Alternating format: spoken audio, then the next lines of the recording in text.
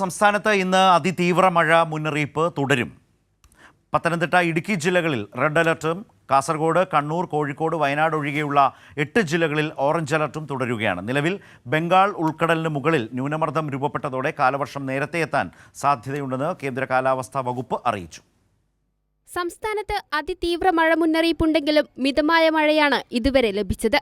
സീസണിലെ ആദ്യ ന്യൂനമർദ്ദം തെക്ക് പടിഞ്ഞാറൻ ബംഗാൾ ഉൾക്കടലിൽ തമിഴ്നാട്, ആന്ധ്ര തീരത്തിന് അകലെയായി രൂപപ്പെട്ടെങ്കിലും നിലവിൽ ആശങ്കപ്പെടേണ്ട സാഹചര്യം ഇല്ല. വടക്ക് കിഴക്ക് ദിശയിൽ സഞ്ചരിക്കുന്ന ന്യൂനമർദ്ദം മെയ് 24ഓടെയാകും മധ്യബംഗാൾ ഉൾക്കടലിൽ തീവ്ര ന്യൂനമർദ്ദമായി ശക്തി പ്രാപിക്കുക. തുടർന്നും ഇതേ ദിശയിൽ സഞ്ചരിച്ച് വീണ്ടും ശക്തി പ്രാപിക്കാൻ സാധ്യതയുണ്ടെന്നും കേന്ദ്ര കാലാവസ്ഥാ വകുപ്പ് പറയുന്നു.